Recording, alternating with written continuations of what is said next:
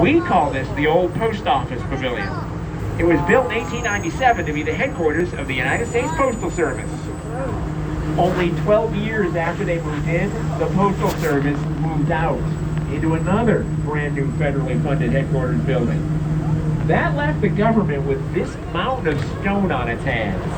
Kind of expensive to sell, they decided to rent it out to folks who thought they could pay the rent. And in 2006, that was New York real estate developer Donald Trump. He was so confident he could turn a profit here, he signed a 70-year lease. The Trumps agreed to pay us $250,000 a month until the tricentennial in 2076. If you'd like to see the inside of this thing, it is gorgeous, I can tell you that. They're only accepting guests and invitees right now. To be a guest, you rent a room. They start about $400 a night. To be an invitee, you make a reservation at one of their 3 restaurants. They have a steakhouse, a bar and grill, and a sushi place. I also had a guest say they walked up to the doorman, said they were going to hang out at the bar, and he let them in anyway. You can try that. And something I have to tell you I'm not making up. Right next door to the Trump Hotel, that's the headquarters of the IRS.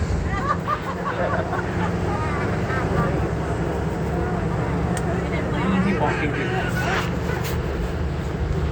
And across the IRS headquarters, that's your Department of Justice. That is where Attorney General Merrick Garland and his staff do whatever they do. And to the left, that's his police force headquarters. J. Edgar Hoover Building, home of the Federal Bureau of Investigation, better known as the FBI. G-Men. That building is a fortress for law enforcement. That thing goes as deep underground as it goes above ground. You can actually tour it. Every federal agency in this city is open to the public. Before the COVID, for most of those tours, all you had to do was walk in the door and say you wanted the tour. And within an hour, you'd be seeing Department of Energy, Department of Agriculture, Department of the Interior, etc., etc. Thanks to the COVID, everything shut down for a while. Each agency has come back on its own schedule, and each agency is maybe giving or not giving tours. It's their choice.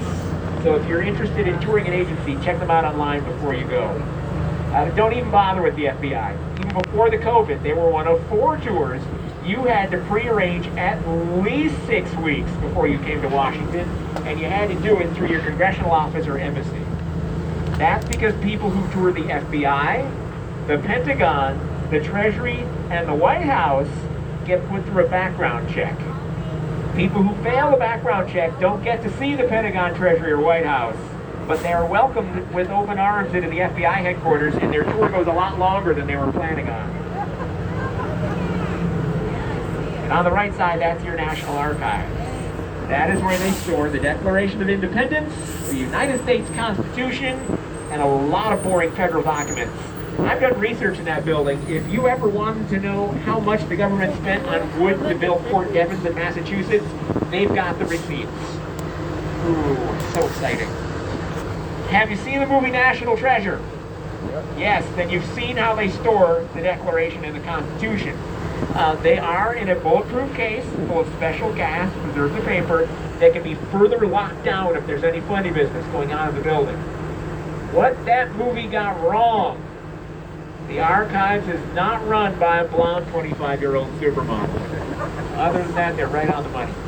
If you would like to visit our founding documents, go online to the archives website. Thanks to the COVID, only so many people are allowed in the exhibition gallery every 30 minutes, so you need to sign up to get in. While we're at the light, I'll give you a tip on how to get around D.C. The city can be confusing. Even residents get lost here. There's an easy way to get your bearings back. We have traffic circles and little parks like the one on the left all over this city. And like the one on the left, they all have statues of Union war heroes in them. That's Winfield Scott Hancock, hero of the Battle of Gettysburg. If you get lost in this city, find one of those statues. No matter where you are, they all face the exact same spot. They all face the Commander-in-Chief's house. If you follow the horse's nose, you'll end up back by the White House. A few tours ago, I had a guest let me know that if you follow the horse's butt, you end up at the Capitol building. That only applies to that one statue.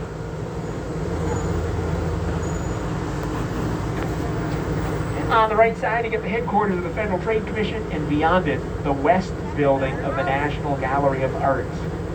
It's a classical building for classical artists. If you'd like to see works by Michelangelo, Leonardo DiCaprio, back that up, Leonardo da Vinci, Vermeer, Van Gogh, Monet, Manet, Goya, Matisse, John Singer Sargent, any artist who got famous before 1920 has a piece of art in that building.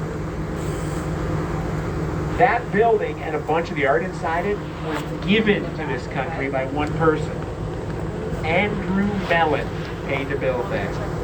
He was Secretary of the Treasury in the 1920s, and if you're from Pittsburgh, you recognize the Mellon name. Carnegie Mellon University and Mellon Bank. Mr. Mellon also funded the water fountain out front.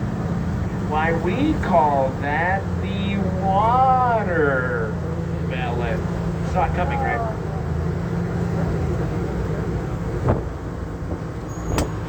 The blocky building just down the way, that's the East Building of the National Gallery of Art. It's a modern building for modern artists. Jackson Pollock, Andy Warhol, Modigliani, Piet Mondrian, folks like that. There is an underground passageway that connects both of these buildings. It is full of art, and it has what, in my opinion, is the best cafeteria in the Smithsonian system. A little expensive, but you get a good choice on food, and they make it pretty well too. So let's go back in time a little bit. When George Washington chose this site for the Capitol in 1790, there was almost nothing here. There was a small trading post in what's now Georgetown and 19 farms, and that's all. So he picked an architect to design a city worthy of the new nation. A friend of his from the American Revolution, Frenchman, Pierre-Charles L'Enfant. L'Enfant came here in 1791 to check the site out, and if we'd been with him, on the right, we'd have been looking at cows and sheep eating at a pasture. On the left, we'd have been looking at cattails. A creek ran from Capitol Hill down to the Potomac, and on the other side of it was farmland. We'd have been looking at corn, winter wheat, oats, tobacco, and straight in front of us, trees, a hillside covered with trees. Pierre L'Enfant took one look at that hill and knew exactly what he wanted to do with it. He told George Washington, Jenkins Hill, that's a pedestal waiting for a monument. And that monument's going to be the House of the People, Congress House. We don't call this Congress House today. One of our other founding fathers wanted to remind us this was the first democracy on the face of the earth in almost 2,000 years.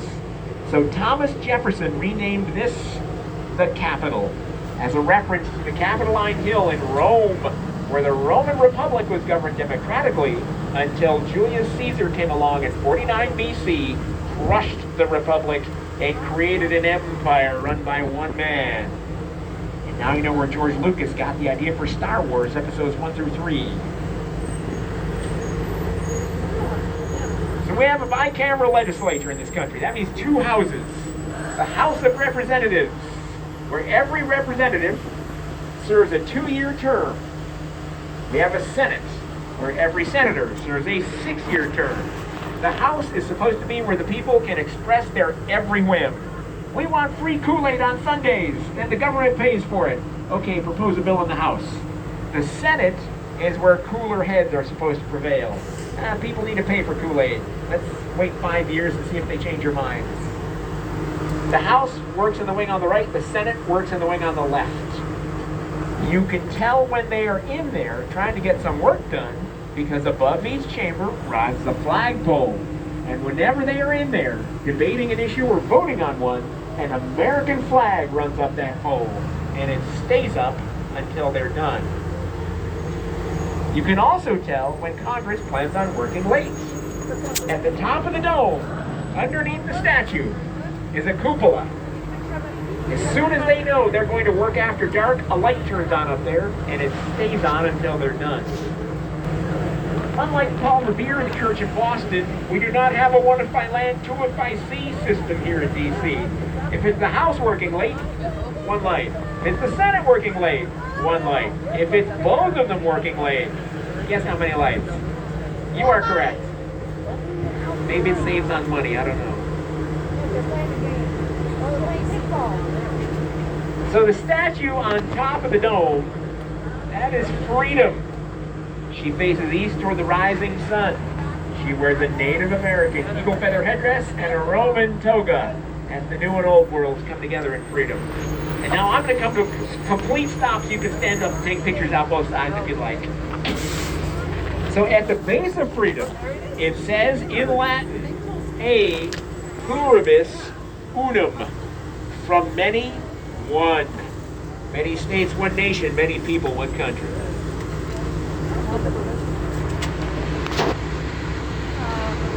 So the dome on our left, that determines the skyline of this entire city.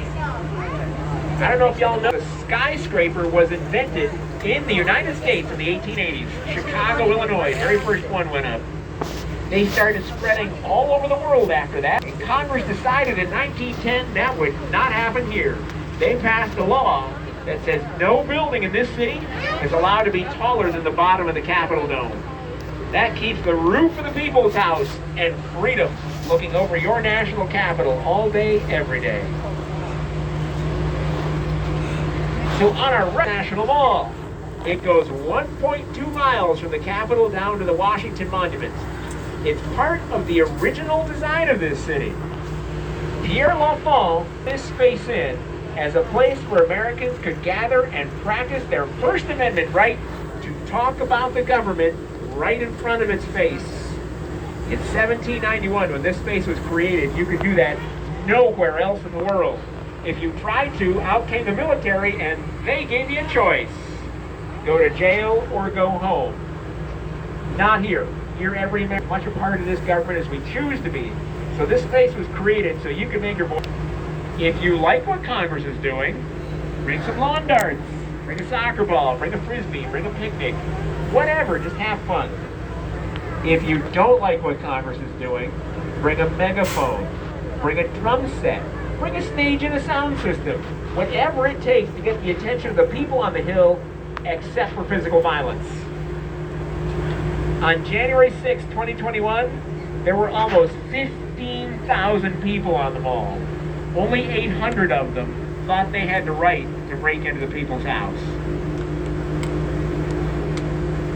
Are we okay?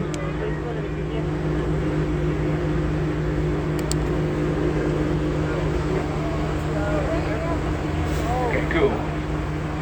All right. The mall is so popular, the Park Service has to close sections of it off all the time to let the grass grow back. You see a part there roped off right now.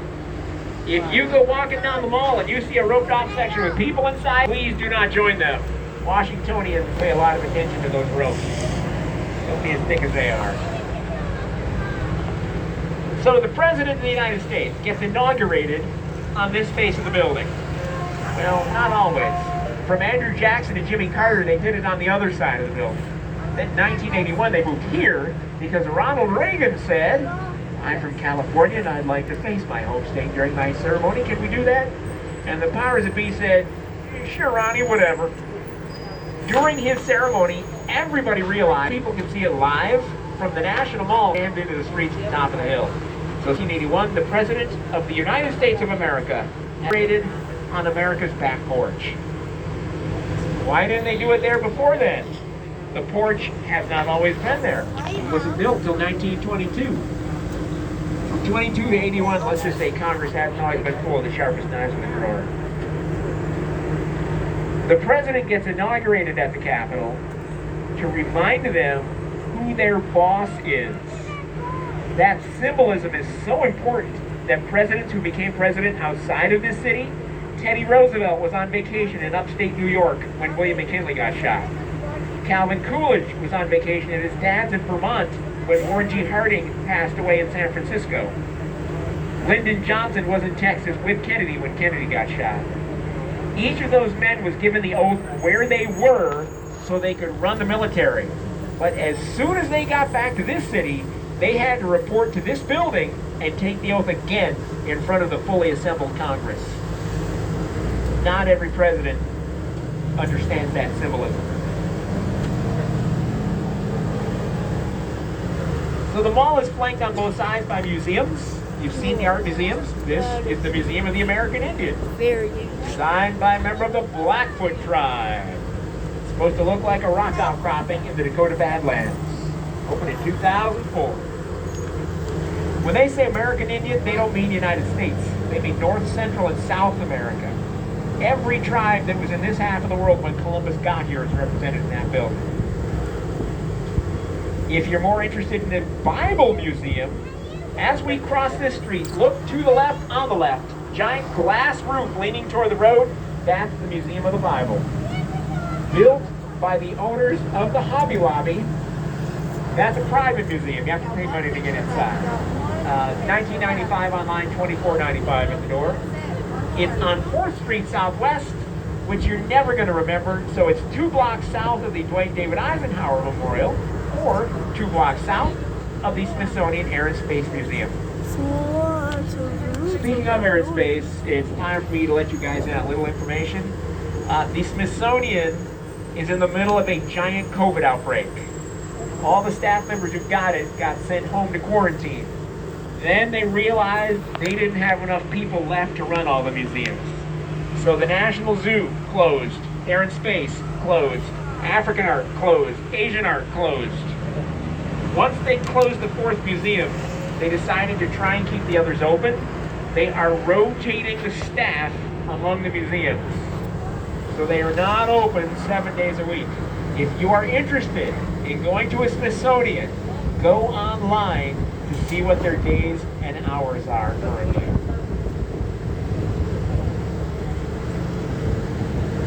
That includes this one, the Hirshhorn Museum of Modern Art. Most of the art in this museum is so modern, if you like something, you can email the artist. Let them know what you thought. On our left, the curious headquarters of the Federal Aviation Administration, the FAA, and on the other side of it, that's the headquarters of the Department of Energy. FAA, of course, tries to keep air travel safe. Department of Energy makes sure we get power safely and consistently 24 hours a day.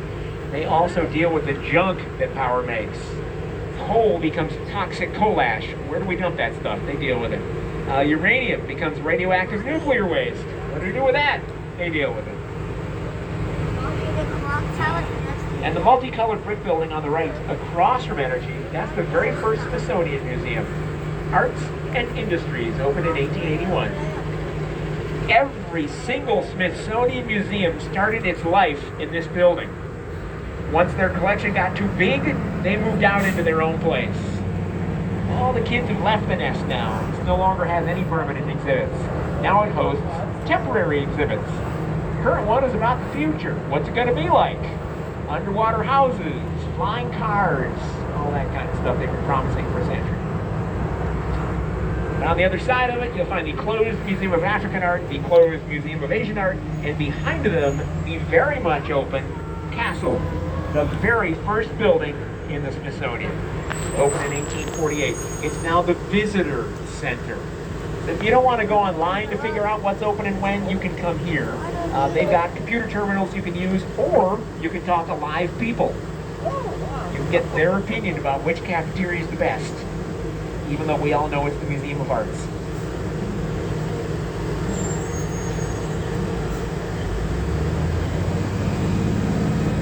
Smithsonian, by the way, is the biggest museum on the face of the earth. They have 22 buildings, 2 in New York and 20 in the DC area.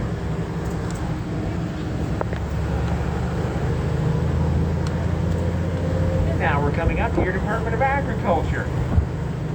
Building on the right, built on the mall in 1910. Building on the left, built in the 1930s, just for the New Deal programs for farmers. I don't know if y'all know this, but we had a Great Depression, and the farming community got a double whammy, Dust Bowl, late 1920s. Franklin Delano Roosevelt got elected to office with a New Deal, government programs to help people get back on their feet. The programs for farmers needed this 7-story building, 1 full city block wide.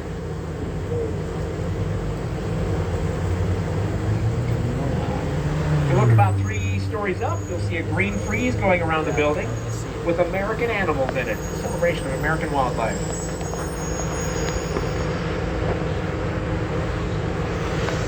Across the street on the left, the red brick building, that's the home of the U.S. Forest Service. If you go to their museum, you will be greeted by Smokey the Bear. His office is the entrance. He's animatronic, so he actually talks. Don't freak out when you hear him, like I did. And on the right, Washington Monument. When this opened in 1884, that was the tallest structure human beings had ever built. 555 feet tall. When it opened, the average building around the world was 30 to 50 feet tall. We caught the green, so I'm going to have to tell you more about it on the way back.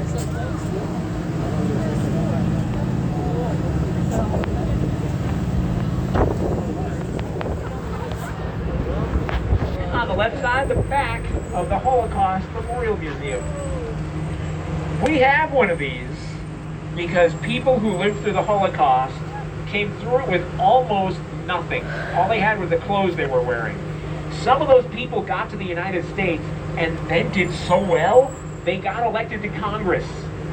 Holocaust survivors from multiple states are the ones who sponsored the building of this museum.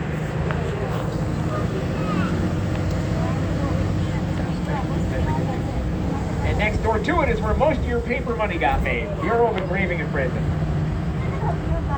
They make $700 million every weekday. They make so much money in there, they move it with forklifts on pallets stacked 6 feet tall, 6 feet wide, and 6 feet deep. They are not currently giving tours, and they don't give free samples at the end of the tour anyway, so don't feel bad.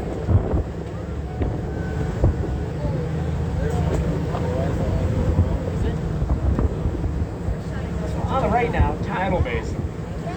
3 memorials line this, from left to right: Thomas Jefferson, Franklin Delano Roosevelt, Dr. Martin Luther King Jr. It's hard to see Roosevelt and Dr. King from here. Those two are low-lying sculpture gardens surrounded by trees. Thomas Jefferson is the only one of the three to rise above the tree line, this big mountain of limestone. Jefferson Memorial is actually a miniature replica of a European building. It's a copy of the Pantheon, built by the Roman Empire in Rome. Why would we memorialize the author of the Declaration of Independence with a Roman imperial building? Well, in addition to being a politician, Thomas Jefferson was a philosopher, an inventor, and an architect. The Pantheon was the first building in the world to have a round roof. Others had tried it, they'd all collapsed. The Romans figured out how to make it work. Jefferson was so impressed by the innovation it took to do that he copied this design several times over the course of his life. If you'd like to see 2 of those copies he made, go 90 miles south of here to Charlottesville, Virginia, and tour his home at Monticello and the Rotunda at the University of Virginia. That's me plugging my home state. Thomas Jefferson's had a direct impact on your life that you're probably not even aware of. We all know he wrote the Declaration of Independence, and a lot of people are aware that he bought the Louisiana Purchase, doubling the size of this country overnight. But most people have forgotten Thomas Jefferson was one of this country's first foodies. Right after the Revolution, he got sent to France to be our first ambassador there. And while he was there, he ran into some new foods he liked so much, he brought them home with him when he came back. And when he served them in the White House, they went national. You've got Thomas Jefferson to thank if you've ever enjoyed waffles and syrup. You've got Thomas Jefferson to thank if you've ever enjoyed mac and cheese. You've got Thomas Jefferson to thank if you've ever enjoyed French fries. You've got Thomas Jefferson to thank if you've ever enjoyed ice cream. Would you like French fries? I scream, you scream. We all scream for Jefferson.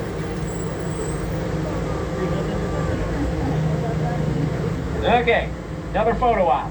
This bridge we're about to cross is so popular for photography, they finally made it illegal to stop on it. But I will go as slowly as I can, providing you a stable platform while you stand up and look out both sides with me not looking in the mirror to see you doing that. The right side gives you the tidal basin, Jefferson Memorial, Washington Monument, and to the left of the monument where that other bridge leaves the land, you might see the roof of the White House peeking over the trees. The left side gives you the Potomac, the Pentagon, and shooting into the sky, the United States Air Force Memorial. War Department used to be right next to the White House, but after the airplane got invented and the bomber got developed, they figured it was not such a great idea to have the heads of the military right next door to the commander-in-chief. One air raid and they could all be gone. So in 1941, they started building the Pentagon across the river. It is the largest government office in the world. More than 30,000 people work in that thing every day. The Pentagon was designed to be air raid proof. It's supposed to function even though it's been bombed. It lived up to its advertising on 9/11. I had high school classmates working in the Pentagon on 9/11, and they told me they had no idea anything had happened. The fire alarm started going off, and they thought it was a fire drill. When they got into the parking lot, then they saw the column of smoke going up and knew something had gone wrong. That building is so solidly built, that jetliner slammed into one face of it, and the rest of the building functioned normally.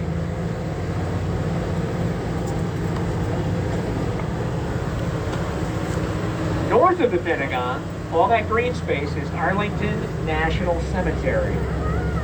639 acres of ground dedicated to the remains of those who've done exceptional service for the United States. Arlington is an active cemetery. They bury up to 30 people a day there. 6 days a week. They take Sundays off.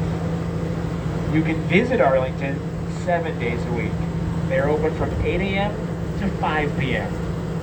Then things you can see in there include the eternal flame at the tombs of John, Robert, and Edward Kennedy, the ossuary, where they keep all the bones of the men who died on the USS Maine in 1898, and the Tomb of the Unknown Soldier, 100 years old last November.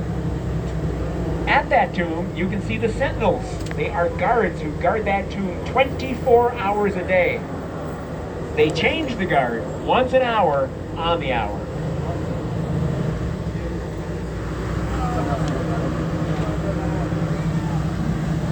You can get over there by Uber, Lyft, cab, or subway. The metro system has a station at Arlington Cemetery. And on the right side, the entrance to the Franklin Delano Roosevelt Memorial. Largest presidential memorial in Washington. 7.5 acres. Fitting for the man who was president longer than any other, 12 years. Wow. The Roosevelt Memorial is not about Franklin Roosevelt, it's about us. It tells the story of this country during his years in office, covering the Great Depression and World War II. It's the only memorial in the city with a First Lady. Eleanor Roosevelt has her own statue in there. Kind of fitting since she was Franklin's legs during the first years of their administration. They were trying to push the New Deal, and Franklin did not have the physical stamina to travel around the country giving speeches, so she did it for him. The Secret Service offered to go with her. She said no. So they gave her a 6-shooter to protect herself. She put it in the glove box of her car and forgot all about it. Across from the Roosevelts, you'll find Dr. Martin Luther King Jr. He's got a statue. He's got quotes on the walls. They are not about him or his period in history. They are his philosophical statements. Things like, the arc of history is long, but it bends toward justice. And there's no justice for anyone until there's justice for all. The memorial itself is the physical manifestation of one line from the I Have a Dream speech, in which the good doctor said, "From the mountain of despair may be carved a stone of hope." So here at the back, the mountain of despair is split in two, and pulled from the middle toward the water is the stone of hope. And that's where Dr. King's image is carved. You cannot see Dr. King from the road because he faces the memorial to the man who wrote, "All men are created equal and endowed by their Creator with certain unalienable rights, including life, liberty, and the pursuit of happiness."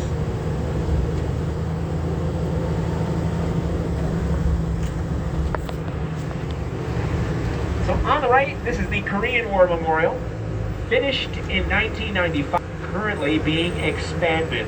They are building what's going to be called the Wall of Honor. If they stay on schedule, by this time next year, you will be able to come here and read the name of every single person who died during the Korean conflict.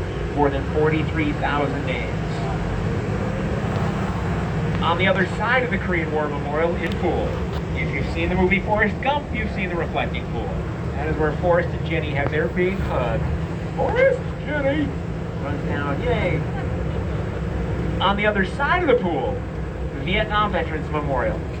At the west end, Abraham Lincoln Memorial. At the east end, World War II Memorial. This is where I'm going to pull into the circle, pull to the curb, and let you guys run loose for 30 minutes. Just so you know, the World War II Memorial is a 12-minute walk. That's 24 minutes round trip, 6 minutes to look, no time for this end. I plan on driving past World War II on the way out of here, so if you don't mind taking a picture from about 100 feet away, you should be good to go.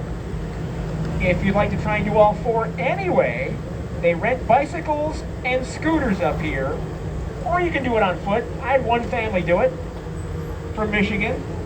They traveled the country running marathons together. So Dad set the pace, the rest of the family kept up, and in 30 minutes they got back to the trolley and they weren't even breaking a sweat. I'm not going to replicate that. If you're hungry or thirsty, refreshments in the middle of the island. The prices are kind of, but the food's okay. The people who work the register can't do anything about the prices. They do a good job with the food. So I went up there once and my jaw dropped when I saw it was up there, and I told the person on the other side of the counter. Anyway, and if you need to go to the bathroom, there's one in the Lincoln Memorial. Instead of going up the stairs, look next to them. There's a door at ground level. If you walk through that door, you'll find not only the bathroom, you'll find a small Lincoln Museum and the elevator to the top, just in case you don't feel like climbing those stairs. Something else you can find at the Lincoln Memorial, the name of your state. Every state in the Union has been written in stone on the memorial to the man who kept this country from spinning into pieces. The states in the Union when he was president occupy the top row of the roof. The states in the Union when this memorial was dedicated, the next row down. States that have joined us since then get the plaza out front. Okay, let's coordinate watches. Let's round this up to 12:50. That makes 1:20 for the return, and I'm pulling away at 1:20 promptly, so you know. Anyone who disappears, I assume took an Uber.